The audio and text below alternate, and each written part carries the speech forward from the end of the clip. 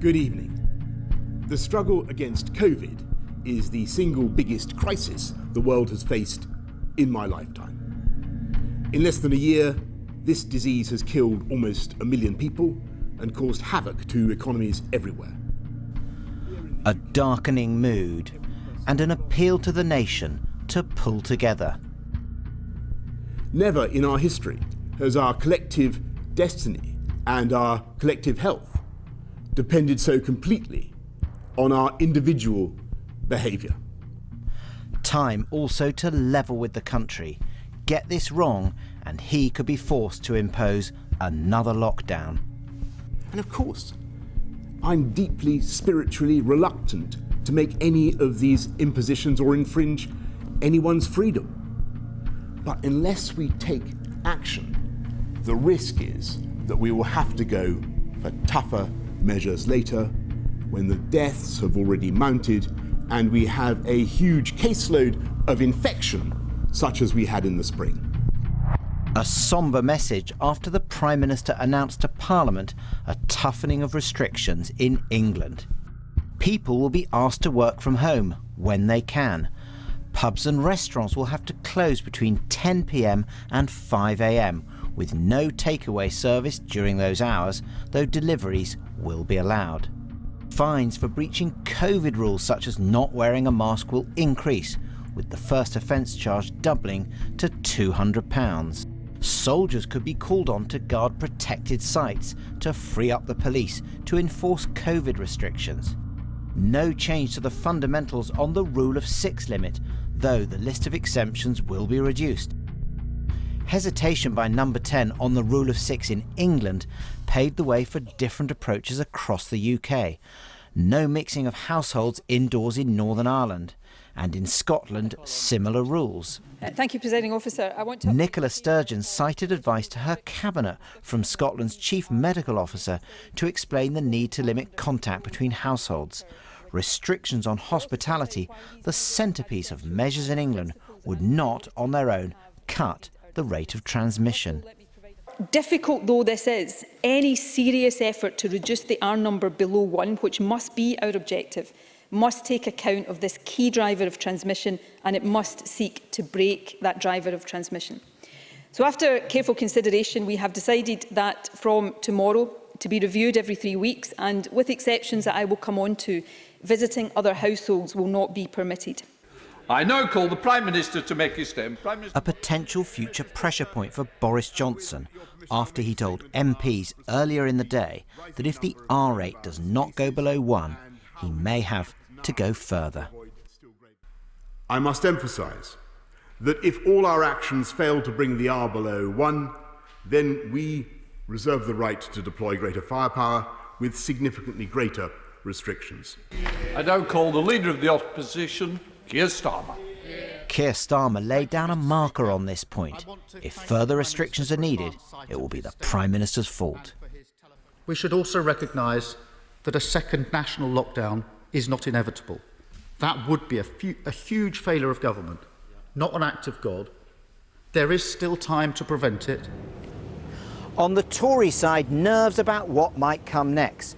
But for now, a potential mutiny on the backbenches has fizzled out after Boris Johnson stepped back from introducing even more dramatic measures. It's a half-assed compromise, one former cabinet minister told me. Boris Johnson has looked at both sides, split the difference and landed somewhere in the middle. But then this, if he goes further, there'll be trouble in the tea room. A Prime Minister serving notice of a long haul through winter. Any further steps and a fractious party will make his life even more difficult. That was Nick Watt, and Nick's here. Nick, you talk about having landed somewhere in the middle with this compromise. What reaction, what response have you heard tonight? Well, a pretty punchy response from the Labour Party tonight. So in the last few hours, Jonathan Ashworth, who's the Shadow Health Secretary, has given an interview to the BBC.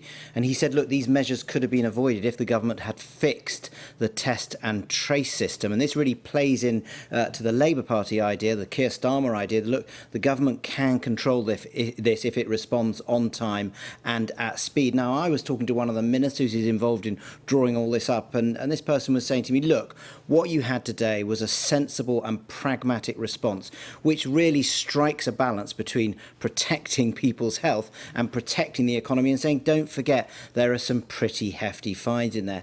But interestingly, on the front page of the Times tomorrow, they're reporting that Professor Chris Whitty, who's the UK government's chief medical advisor, he is saying it is inevitable that you're going to ban visits between households. And interestingly, this reports that Chris Whitty agrees with his counterpart in Scotland, Gregor Smith, cited by Nicola Sturgeon today, saying you have got to go further than what was happening in England. Just those limits on pubs and restaurants does not go far enough. Now, it's interesting, Conservative MPs, they expect limits on visits to households is the next step. They won't like it, but they could probably live with it.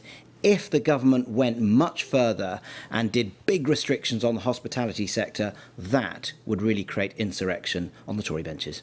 Fascinating. Nick, thanks very much indeed. Well, in a moment, we'll be hearing from the former Labour Health and Home Secretary Alan Johnson. But earlier, I spoke to the chair of the Health Select Committee, former Conservative Health Secretary Jeremy Hunt, and I asked him whether he thought the measures announced today were an adequate response to the chief scientist's warning about the exponential spread of COVID-19. Well, I was one of the people who thought we should have acted earlier back in the spring. So the fact that we are taking decisive action is not something that I want to criticise now, because all the evidence from Korea, Germany, Singapore is that if you act early and decisively, you have a better chance of avoiding a full lockdown. Is that decisive enough? I mean, Nicola Sturgeon has gone further. She's split up the rule of 6 households. She doesn't think it is.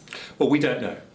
We're in completely uncharted territory. All you can do is to make a judgment, and this is not going as far as Nicola Sturgeon, but it's going a lot further than many people would like, but you've got to be prepared to change tack. You've been consistent about the need for a viable testing system.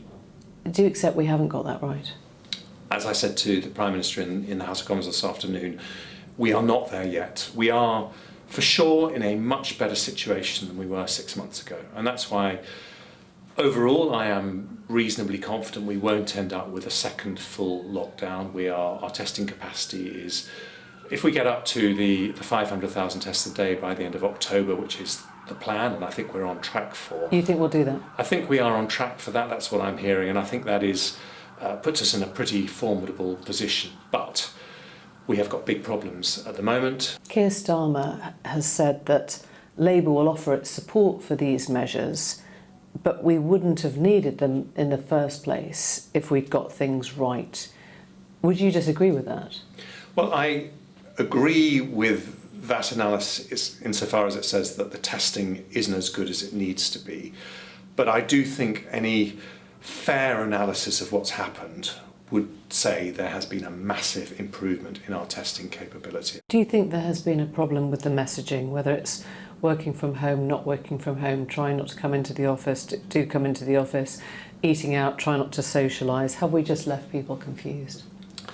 In a pandemic, the messaging is going to change because there is so much new evidence and new data coming forward. But I do think there have been problems with the messaging, particularly when there have been different messages coming out from local government and national government, and different messages from the devolved administrations and the administration in London. And I do think one thing that would really improve the situation is if our leaders got together and tried, and more effectively than we've been able to do to date, to come up with a single message. Do you think the devolved nations shouldn't be going their own way then? Well, they have the legal right to go their own way, but I don't think it's helpful for people on the basis of the same evidence to be coming up with different decisions, because I think it just confuses the public, and the public debate then becomes, why are we allowed to do something in England that we're not allowed to do in Wales, or why are we allowed to do something in England that we're not allowed to do in Scotland? And I don't think that's helpful. I think this is a time when we should be coming together with unified messages. So when Nicola Sturgeon says she's going further with the 6 rule plan, you'd say that's not a good idea? Well, she is legally entitled to do that. And I don't want to second guess her decision, but what I would say is I think wherever possible, it's much better to stick together, because the simplicity of messaging is one of the things that will make the biggest difference in terms of people complying with the rules. If you thought that the UK government wasn't doing a good enough job and you were leader of a nation that you wanted to be independent, you wouldn't follow the job that you thought was going wrong, would you? Well, I'm not party to those discussions, but I hope those decisions aren't being made to further a different political agenda in the middle of a pandemic. You think they might be? I don't know, but I hope they aren't, because I think simplicity of messaging, consistency between what happens in Scotland and England and Wales, Northern Ireland, is something that can help improve the situation and help keep the public on side. When you look back at the past year, the year in which, if things had worked out differently, you would have been Prime Minister, or you could have been Prime Minister, do you wake up and thank your lucky stars every day that this wasn't your year in charge? Well, I think it would be incredibly tough for anyone doing this job. Now, I will admit there have been moments when I've been relieved that it hasn't been me with those enormous decisions. But on the other hand, when you put your hat into a ring for a job like that, it's because you relish the prospect of doing it. And you think it would have been different? Of course it would have been different. I'm a different person. I'd have made different decisions, but I'd Like also... what? Well, I'd also have made different mistakes. I think that's the point I'm going to say. You know, I had a set of experiences that are different to Boris's. I've said before I probably wouldn't have got the 80-seat majority that he got, because I don't think Nigel Farage would have stepped aside in Conservative seats in the way that he did. And that has given us political stability, and I think even the government's biggest detractors would say it's been an advantage to the country in this time to have that political stability. What would you say to your colleagues who are concerned about his leadership, that it's lacking direction, that it's lacking a sense of enthusiasm or commitment to what it started off as? This is just not the time to be having those thoughts or speculating in that way. We are in a national crisis, the like of which we've never had in our lifetimes. We need to get behind the government. There'll be plenty of time after we're through the pandemic to have all those political debates, but now is not the moment. Jeremy Hunt, thank you. Thank you.